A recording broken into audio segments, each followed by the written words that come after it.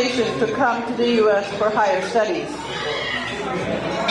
As for their advice, I landed at 8407 Mayhews Landing in August of 1981. The entire family took me as one of their own and helped me settle down in the U.S. When I moved to California for my job in 1983, I got the opportunity to move with Celine Auntie very closely. The first thing I found out was that she was very caring and affectionate. She gave an open invitation to me as well as to my friends to come to her house anytime. She was a great host, and we had so many memorable weekends at her place in Newark. She was very pious, and I still miss the Saturday evenings I spent with her and Uncle at Our Lady of Peace Church. Her house was my home away from home. She was a strong personality with boundless love and care for others. So with a heavy heart, I bid farewell to a wonderful person who touched my life in a special way and made a huge impact in many ways. She treated me like her own son, and I thank God for giving me the opportunity to spend so many precious years with her. Even after I left for India, she used to visit me whenever she came. We're going to miss her smiling face and affectionate greeting that we received whenever Zita and I visited during our trips to USA. Dear Auntie, you've always been very special to my family. You have left a void that cannot be filled. Our heartfelt condolences to all the members of the family for the sudden loss. Our prayers and thoughts are with you at this time of grief. With deep regrets, Regis Frederick. Thank you. Thank you for reading that. Next we have Karen Auntie, my grandma's uncle, who couldn't be here unfortunately because he's not feeling so well, but lovely Karen Auntie will give some thoughts. Karen Auntie. Well, Tandy already introduced me as to who I am. I'm her brother's wife, and we live in Massachusetts and Florida. Can you hear me? Yes. I think I consider myself privileged to be talking on this occasion because not many are going to be speaking. So I consider myself very special. And I thank Stephen family for that. A lot has been said about her kindness, how special she was taking care of her kids, grandkids. And I think it needs to be reiterated over and over again because Uncle had a very good job in India and her children were teenagers, and at that point they made the decision to come to United States, which is not easy because culturally it's hard for the kids in teenage years to move to a place like USA. And I think that they did the best they could, but even the children did the best they could, but I think it took a lot out of the children as well as the parents. And they first came to Chicago, from there on they came to Bay Area and then to Fresno. And she was really the matriarch of the family because not only she raised the children, she helped raise all the grandkids, I think, as far as I know. And I think they owe her a deep debt of gratitude for doing that. She also took care of her sister-in-laws. They came here, and I think they helped them settle here. They helped them get married because they were like 6 sisters, right? 5 or 6 sisters. So it's hard, but they did it with love and affection. Last few years, I think have been much more easier, and in fact, I think she came alive more and more as she got older, in the last 3 or 4 years, I saw her more happy, more self-assertive, and she used to go to the daycare, play cards, spend a lot of time with her grandkids. And it was nice to have Ravi Sundari close by so they could take care of her. And up until the end, even after stroke, I think she did very well for a couple of years. And the end came, but it was not, I think it came, she was surrounded by family, love, friends, and she went peacefully. And 83 years is a good life. So I think she really led a very fulfilling life, I would say. But then I think thought of few things. So that's as far as she is concerned.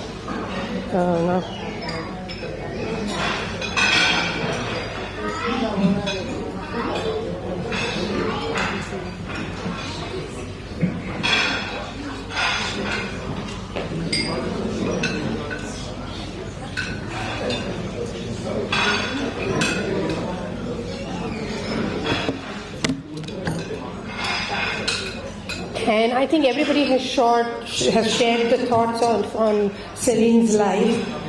She lived with warmth, joy, and accommodating to the needs of not only her family, but the entire family and close friends. And she helped set up that those care homes. And I think a lot of siblings followed in their footsteps, and they did pretty good.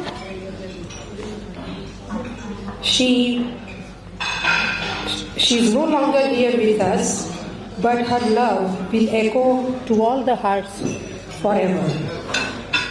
Thanks for the life lessons and infectious laughter.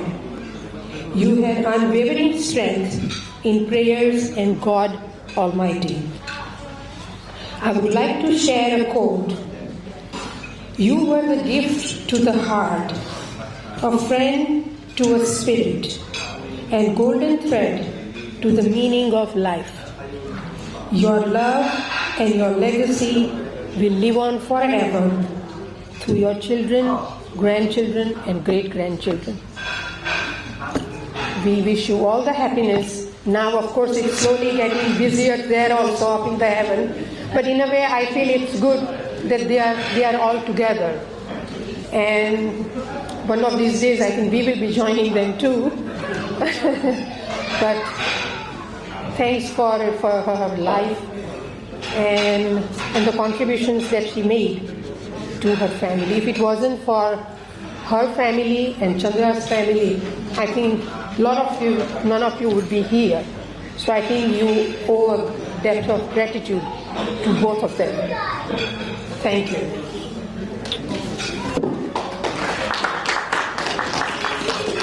Thank you, Paramountcy. I love you too. And then we have Marquesa. Marquesa? Marquesa. No? You just need a minute to cheer. No copy. Okay, then we are going to me. And mine is slightly a little bit more of a show and tell. Anyways, wait, does she want to go now? Does Marquesa? No, I don't think she wants to go. Okay. I'm going to reiterate what everyone's already said, and thank you all for coming here. It has been an immeasurably hard year for my family, and I don't think it would be truthful, honestly, to be at another funeral and not acknowledge that this is the fourth one that we've been at in 8 months. And just in April, I heard Parent Auntie stand up and talk about Simon, who lost 2 young ones and 2 of the older generation. And Sheena here heard her mom, Estelle Auntie, speak about Kailash. And it has kept going. In March, we had the loss of Mo and Uncle. and Tamarante, Di Bacanita felt that deeply. And now we're here again, weary, another loss, another reason to gather, but yet not a joyful one. So that's the heavy heart that I know that a lot of us are bringing to this. So something that stuck out to me as I watched our family grieve and go through all these losses is to see how everyone showed up. And at Simon's celebration of life, I remember seeing Thug Uncle sitting on the couch and broken, and many of us have never seen Thug Uncle broken. And many of us have never seen a lot amongst us broken, and that year has been very revealing, and it has brought us together. And next to Thug Uncle, I saw my grandmother, and she was just sitting next to him, completely silently. She's gripping his hands. And you don't always see that in our family. Such a small, intimate gesture to see the way that she showed her love and care quietly with her presence. And that really stuck out to me. And thinking back, that's also, I'm the fifth or sixth person that's thinking about her, and many people have spoken about how she can be particular, she can be stubborn, she's a woman of all angles. And I have to say, despite giving my grandmother many, many, many things to pray about, I did not see that side of her. So I think I have a unique perspective in getting to speak about something a little different. That moment that I saw her with Thug Uncle is the kind of love that I experienced from her. She wouldn't, as Brenna said, she wouldn't just pretend you were happy. For better or worse, she was honest, she was candid, and she called it like she saw it. She wouldn't just walk by and pretend not to see your pain. And sometimes we didn't want her to see our pain, but she saw it. And for me, it was really a beautiful thing. So what I'm going to tell you about is a time that she did that for me. So when I was 19 years old, I went to UCLA for college, and I was having a horrible, horrible, horrible time. Deeply depressed. I would come home every week. I would drive from LA to Fresno, and I would stay for 4 days, and then I'd go back. I was miserable. And, for me, coming back home to stay that long it's pretty notable. But, so she would send me these letters at my dorm in UCLA, and I would get, a regular envelope from her, and I would open it, and she would send, there'd be a greeting card, but hold on, let me grab my props here. She would also send, inside the letter, she would put a little tiny figurine each time. And, it's not necessarily age appropriate for a college-age grandchild, but nonetheless, she would ask me my age almost every time I saw her, and it would always get stuck at like 22, and at some point I'd be like, I'm 35, I'm not 22 anymore, but I'll take it. So she would send, here's one of the things, she would send like a little tiny little dog, or they would be reclining, they would be like this, and she would just put it in the envelope with the greeting card. And so the greeting card, I have about 3 or 4 of these in here. The greeting card would say things like, so, I hear you still don't have any friends. And, she wasn't known for her tact, but it was true. I did not, in fact, have any friends. It was so real. But she was the one that kept writing to me. She was like my one confidant at the time. So, beyond just sending me these reclining little puppies and these wonderfully cute greeting cards, she also sent me, I don't even know where she got this, it's probably kind of a mess right now, but it's this guitar. It's a wooden guitar, and it has little drawers in it, I don't know if she got this at a yard sale or. It's for the puppies. It's for the puppies, the guitar. Perhaps so, and I missed that whole thing entirely. I thought it was for me. It has little secret compartments in it, and I guess you could put anything in it, but she put notes in it. So here I was, deeply depressed, actually closer to 22 at that time. And I got this from my grandmother, and I'm so glad I still have it. And I have these notes from her. So what I wanted to tell you, and in fact actually show you, is a little bit of a different side of her. So here's what she had to say for me. Since she's not here, I will share some of the wisdom myself. My dear Tiny, love you very much. Praying and knowing that everything is going to be all right. Today is all we have. Live the moment that we have with peace, joy, love, and with God's blessings. Love you, Mama. My dear child, cast your burden on the Lord. He will sustain you. Are you under a lot of stress or pressure? He will help you carry your problems and stress. Is there anything I can do to ease? Do not hesitate to call me or text. Love you, baby, very much. I know you will do fine with God's help. Love you, Mama. My dear Tiny, love you and think of you a lot. Why all the illnesses and problems frustrating you? Love you. Dear child, turn your illness around. You can do it. Love, Mama. And last but not least, dear Tiny, try to relax more. Try not to do too much which stresses you and shows in your body as illness. We all want to get ahead in life. You are young. Full life ahead. Take it easy and live for the moment. We have only the moment. Love you, Mama. So, amongst all the other things that she was, to me, she was safe. She was there for me. She was strong. She grounded me. She saw my pain when I was alone. And the best thing I can hope for is that one day someone feels about me the way that I feel about her. Thank you.